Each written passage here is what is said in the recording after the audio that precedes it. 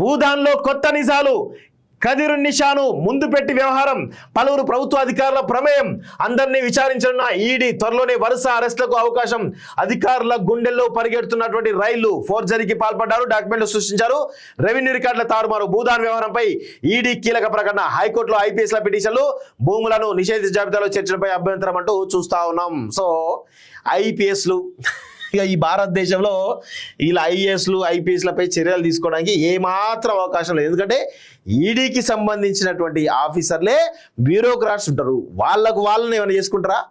వాళ్ళ వింగ్స్లో ఉన్నటువంటి అధికారులను వాళ్ళను చర్యలు తీసుకుంటారా? ఏమి తీసుకోరు. అంత ఉత్తమ వచ్చేది తప్ప ఏముండదు ఇక్కడ. ఎస్, భూదాన్లో కొత్త నిజాలు, కదిరున్నిషాను ముందు పెట్టి వ్యవహారం, పలువురు ప్రభుత్వ అధికారుల ప్రమేయం, అందరినీ విచారించిన ఈడీ, త్వరలోనే వరుస అరెస్టులకు అవకాశం, అధికారుల గుండెల్లో పరిగెడుతున్న రైళ్లు అంటూ చూస్తున్నాం. 100% ఇది జరగదు. అధికారుల గుండెల్లో రైళ్లు గీళ్ళు అనేది ఏమి ఉండదు. ఈడీ పైన ఉన్న అధికారులందరూ కూడా ఐఏఎస్లు ఐపీఎస్లు ఎవరో వాళ్ళ బ్యూరోక్రసీ వాళ్ళే ఉంటారు ఎక్కువగా. మరి వాళ్ళ వింగ్లో ఉన్నటువంటి అధికారులను అరెస్ట్ చేస్తారా, విచారిస్తారా? ఏముండదు. అంత ఉత్తముచ్చటే. అంతా ఏదో రాయాలి కాబట్టి రాసినంతే. భూదాన్ భూముల విక్రయాలకు సంబంధించి తవ్వినా కొద్దీ సంచలన వివరాలు వెలుగులోకి వస్తున్నాయి. మహేశ్వరం పోలీస్ స్టేషన్లో నమోదైనటువంటి కేసులో నిందితురాలిగా ఉన్నటువంటి కదిరున్నిషాను ముందు పెట్టి కొందరు ప్రభుత్వ అధికారులు ఈ వ్యవహారం నడిపించినట్టు విశ్వసనీయ వర్గాల సమాచారం. ఫోర్జరీ డాక్యుమెంట్లు సృష్టించి కోట్లాది రూపాయల విలువైనటువంటి ఎకరాలు అమ్మేసిన వీళ్ళు దండిగానే డబ్బులు వెనకేసినట్టుగా తెలుస్తోంది. ఈ మొత్తం వ్యవహారానికి 2021లో బీజం పడినట్టుగా సమాచారం. నిజానికి కదిరున్నిషా తండ్రి కొన్నేళ్ల క్రితం నాగారం గ్రామంలో తన పేరిట ఉన్నటువంటి 50 ఎకరాల భూములను భూదాన్ బోర్డుకు అప్పగించాడు. ఆ భూములు ప్రభుత్వ భూములుగా నోటిఫై అయ్యాయి.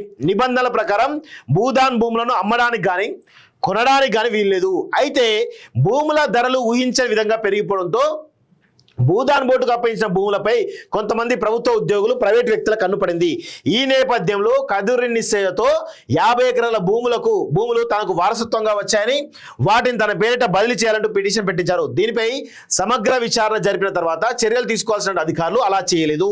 ఆ భూములు కదిరున్నిషాకు వారసత్వంగా వచ్చినవే అంటూ వాటిని ఆమె పేరుపై రిజిస్టర్ చేశారు. ఆ తర్వాత కదిరున్నిషా తన బంధువులైనటువంటి మునావర్ ఖాన్, మహమ్మద్ లతీఫ్ షర్ఫన్, మహమ్మద్ అఖ్తర్ షర్ఫన్, మహమ్మద్ షూకర్ తదితరులతో కలిసి ఆ భూములను పలువురికి విక్రయించింది.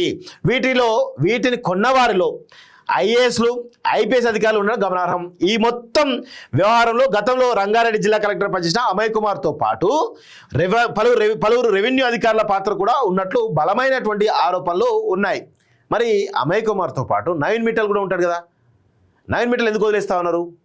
ఈయన Amay Kumar conferred IAS BC సామాజిక వర్గమా ఉంటుంది కదా, అది కాబట్టి వదిలేస్తుంది. ఈయన పేరు బలంగా వస్తూ ఉంది. మరి నవీన్ మిట్టల్ పేరు ఎందుకు వస్తలేదు? తాజాగా విడుదల ప్రకారంలో నాగారంలో ప్రభుత్వ భూమికి సంబంధించి పూర్వీకుల భూమి అని ఫోర్జరీ డాక్యుమెంట్ సృష్టించారని ఈడీ అధికారులు పేర్కొనడం వీటికి బలాన్ని చేకూరుస్తోంది. కొందరు ప్రభుత్వ ఉద్యోగుల సహకారంతో రెవెన్యూ రికార్డులు తారుమారు చేసి తప్పుడు డాక్యుమెంట్లు సృష్టించి కదిరున్నిషా ఈ భూములను విక్రయించినట్టుగా ఈడీ వర్గాలు పేర్కొన్నాయి. నిషేధిత జాబితాలో ఉన్న భూములను డీనోటిఫై చేసి మరీ విక్రయించారని తెలిపాయి. ఈ కేసు విచారణలో స్పీడ్ పెంచిన ఈడీ అధికారులు ఈ వ్యవహారంలో ఎవరెవరు ఉన్నారన్న దానిపై ఓ నిర్ధారణకు వచ్చినట్టు సమాచారం. ఈ క్రమంలో తమ జాబితాలో ఉన్న అందరికీ వరుసగా నోటీసులు జారీ చేసి విచారించాలని నిర్ణయించినట్టుగా తెలిసింది. సో ఇక్కడ నేను ఒకటే చెప్తాను. సో ఈడీ అధికారులు ఉన్నారు కదా, ఫస్ట్ దీనికి ప్రధాన సూత్రధారి సరే ఆల్రెడీ అమయ్ కుమార్ పేరు తెరపైకి చాలా పెద్ద ఎత్తున వస్తూ ఉంది. సో ఈయన ఆల్రెడీ ఈడీ 2-3 సార్లు కూడా విచారించడం జరిగింది. సో ఈ క్రమంలో దీనికి ప్రధానమైనటువంటి కారణమైనటువంటి వాళ్ళను ఇప్పుడు ఎవరైతే నవీన్ మిట్టల్ ఉన్నారో నవీన్ మిట్టల్ ఒక్కరికి నోటీసులు ఇవ్వండి చూద్దాం. ఎక్కువ కూడా అవసరం, విచారణ కూడా అవసరం, నోటీసులు ఇవ్వండి. నవీన్ మిట్టల్ అందులో భూములు కొన్నారు కదా, వేరే ఏ అవసరం లేదు. నవీన్ మిట్టల్ ఒక్కరికి ఒక్క నోటీసు, విచారణ కూడా అవసరం లేదు, నోటీసులు ఇచ్చి చూడండి. అప్పుడు ఈ కేసు పైన ఈడీని నేనైతే సపోర్ట్ చేస్తా. ఈ విషయంలో అందులో ఈడీ అనే ఎన్ఫోర్స్మెంట్ డిపార్ట్మెంట్ కానీ సిబిఐ ఏవైతే ఉంటాయి ఇవన్నీ పై అధికారులందరూ కూడా ఐఏఎస్లు ఐపీఎస్లో ఉంటారు. సో వాళ్ళ అధికారులు ఐఏఎస్ అధికారులు ఐపీఎస్ అధికారులు ఈరోజు ఇది చాలా చిన్న స్కామ్, పెద్ద స్కామ్లు ఉంటే వాళ్ళే కానీ. సో దీనికి సంబంధించి భూదాన్ భూములకు సంబంధించి బయటపడ్డది కదా అంశం, చర్చ జరుగుతుంది కదా. ఒక్కసారి నోటీసులు ఇచ్చి అందరికి నోటీసులు ఇచ్చి విచారణ విలువని చూద్దాం. ఇది జరగదు. మరి కొద్ది రోజుల్లోగా ఈ భూదానికి సంబంధించిన భూముల స్కామ్ అవుతుందో ఇది తెర మీదకి రాకుండా చాలా పెద్ద ఎత్తున ఈ బ్యూరోక్రసీలో ఉన్నటువంటి వాళ్ళందరూ కూడా మేనేజ్ చేసేస్తారు ఈడీని. కానీ ఈ భారతదేశంలో ఏ వ్యవస్థలైనా కానీ మేనేజ్ చేస్తారు వీళ్ళంతా. రాసి పెట్టుకోండి, 100% కాదు వీళ్ళు. ఈ కేసు ముందుకు పోదు, అది మాత్రం వాస్తవం. ఇక ఫోర్జరీకి పాల్పడ్డారంటూ చూస్తా ఉన్నాం. ఇగో హైకోర్టులో ఐపీఎస్ల పిటిషన్లు భూముల నిషేధిత జాబితాల చర్చలపై అభ్యంతరం అంటూ చూస్తా ఉన్నాం.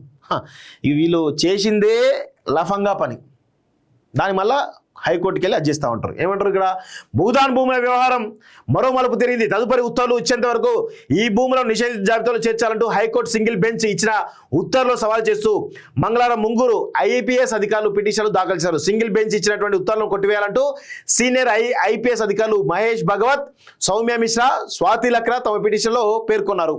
ఎందుకు మీరు ఆ నిషేధ జాబితాలో ఉన్నటువంటి ల్యాండ్స్ ఎందుకు కొట్టేయాలి? ఇందా ఏమైనా సమాధానం చూడండి ఒకసారి. మహేశ్వరం మండలానికి చెందినటువంటి బీర్ల మహేష్కు నాగారంలోని 181, 182, 194, 195 సర్వే నెంబర్లో భూదానికి సంబంధించినటువంటి భూములు పెద్ద ఎత్తున ఉన్నాయి. అయితే పలువురు ఐఏఎస్ ఐపీఎస్ అధికారులు ఈ భూములను తమ కుటుంబ సభ్యుల పేరిట రిజిస్ట్రేషన్ చేయించుకున్నారు. ఇందుకోసం రెవెన్యూ రికార్డులను సృష్టించి పట్టాదారు పాస్బుక్లు పొందారు. ఈ వ్యవహారంపై బాధితుడు మల్లేష్ కొంతకాలం క్రితమే హైకోర్టు ఆశ్రయించాడు. అక్రమాలపై సెంట్రల్ విజిలెన్స్ కమిషన్ డిఓపిటి హోంశాఖ ముఖ్య కార్యదర్శికి పూర్తి వివరాలతో ఫిర్యాదు చేసిన ఎలాంటి చర్యలు తీసుకోలేదు వాపోయాడు. విచారణ జరిపినటువంటి సింగిల్ బెంచ్ వివాదాస్పద భూములను నిషేధిత జాబితాలో చేర్చాలంటూ ఆదేశాలు జారీ చేసింది. తదుపరి ఉత్తర్వులు జారీ చేసే వరకు ఈ భూములను విక్రయించడం, బదిలీ చేయడం సహా ఎలాంటి చర్యలు చేపట్టడం వద్దని స్పష్టం చేసింది. ఇదే సమయంలో ఆ భూములకు సంబంధించిన నిజాలు బయటపెట్టడానికి సిబిఐతో విచారణ జరిపించాలని న్యాయస్థానం నిర్ణయించింది అంటూ చూస్తున్నాం. సో సిబిఐ, ఈడీ ఎంక్వైరీ రెండు చేస్తే అన్ని విషయాలు కూడా బయటపడతాయి. కానీ అంత ఈజీగా చేయరు అనేది నా యొక్క అభిప్రాయం. సో వాళ్ళు ఆల్రెడీ అసలు ఎందుకు హైకోర్టులో ఏం వాదన చేస్తూ ఉన్నారు? వీళ్ళంతా దేని గురించి వాదన చేస్తూ ఉన్నారు? మీరు చేసే రాంగ్ అంటే మీరు ఒక ఐఏఎస్ ఐపీఎస్ అధికారులు ఉన్నటువంటి వాళ్ళు ఫోర్జరీ డాక్యుమెంట్స్ను పెట్టుకొని వచ్చినటువంటి భూములను ఏ విధంగా మీరు రిజిస్టర్ చేసుకుంటారు? అంటే మీకు బాధ్యత ఉంటుంది కదా, 100% వీళ్ళకి కూడా బాధ్యత ఉంటుంది. సో వీళ్ళపైన చర్యలు తీసుకోవాలి. తీసుకుంటారా లేదా నాకు తెలిసి తీసుకోరు, చూద్దాం. తీసుకుంటే మంచిదే కదా. భూదాన్లో కొత్త నిజాలు, కదిరున్నిషాను ముందు పెట్టి వ్యవహారం, పలువురు ప్రభుత్వ అధికారుల ప్రమేయం, అందరినీ విచారించనున్న ఈడీ, త్వరలోనే వరుస అరెస్టులకు అవకాశం. అధికారుల గుండెల్లో పరిగెడుతున్నటువంటి రైళ్లు, ఫోర్జరీకి పాల్పడ్డారు, డాక్యుమెంట్లు సృష్టించారు, రెవెన్యూ రికార్డుల తారుమారు. భూదాన్ వ్యవహారంపై ఈడీ కీలక ప్రకటన. హైకోర్టులో ఐపీఎస్ల పిటిషన్లు భూములను నిషేధిత జాబితాలో చేర్చడంపై అభ్యంతరం అంటూ చూస్తా ఉన్నాం. సో ఐపీఎస్లు ఇక ఈ భారతదేశంలో ఇలా ఐఏఎస్లు ఐపీఎస్లపై చర్యలు తీసుకోవడానికి ఏమాత్రం అవకాశం లేదు. ఎందుకంటే ఈడీకి సంబంధించినటువంటి ఆఫీసర్లే బ్యూరోక్రాట్స్ ఉంటారు. వాళ్ళని ఏమైనా చేసుకుంటారా? వాళ్ళ వింగ్స్లో ఉన్నటువంటి అధికారులను వాళ్ళను చర్యలు తీసుకుంటారా? ఏమి తీసుకోరు. అంత ఉత్తమ వచ్చేది తప్ప ఏముండదు ఇక్కడ. ఎస్, భూదాన్లో కొత్త నిజాలు, కదిరున్నిసాను ముందు పెట్టి వ్యవహారం, పలువురు ప్రభుత్వ అధికారుల ప్రమేయం. విదేశాల్లో ఉన్నత విద్యను చదువుకోవాలని అనుకుంటున్నారా? అయితే వెంటనే ఫ్లైగ్రాడ్ ఓవర్సీస్ ఎడ్యుకేషన్ కన్సల్టెన్సీని సంప్రదించండి. మీ విదేశీ కలలను సాకారం చేసుకోండి. ఫ్లైగ్రాడ్